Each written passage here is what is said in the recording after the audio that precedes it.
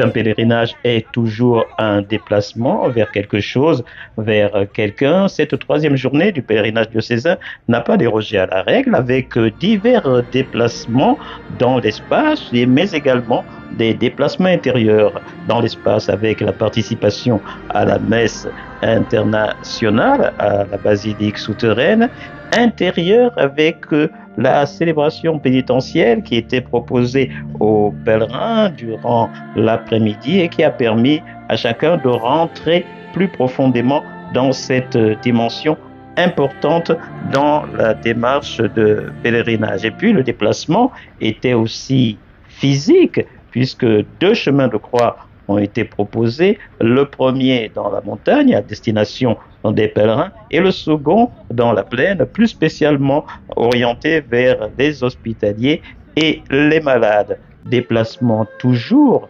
avec le passage à la grotte, moment fort en intensité, moment fort en émotion pour l'ensemble des participants. Et la journée s'est terminée avec la procession mariale à laquelle les pèlerins lorrains ont pris une part très active. Place maintenant à notre pèlerin du jour qui fait partie des personnes qui participent à l'animation musicale des divers moments du pèlerinage. Alors à Lourdes, on a l'occasion de chanter à plusieurs moments dans la journée. On a les temps de prière qui rythment le matin et on a aussi des temps, on va être en plus petits groupes, en grands groupes, et c'est ce qui est une richesse aussi, c'est de pouvoir prier et chanter de différentes façons. Donc il y a les temps des laudes et des vêpres, on est entre nous, et là on sort par exemple de la messe internationale où on a pu chanter, la basilique était pleine.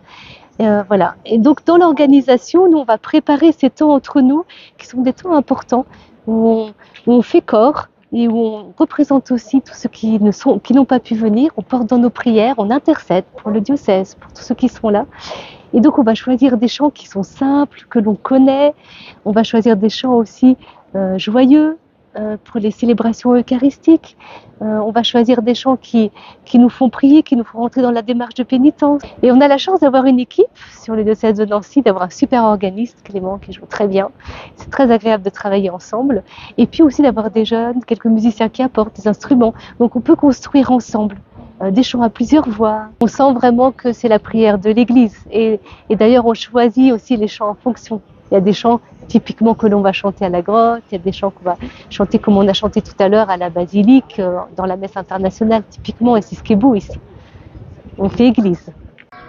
Le journal du PD revient demain pour une nouvelle édition.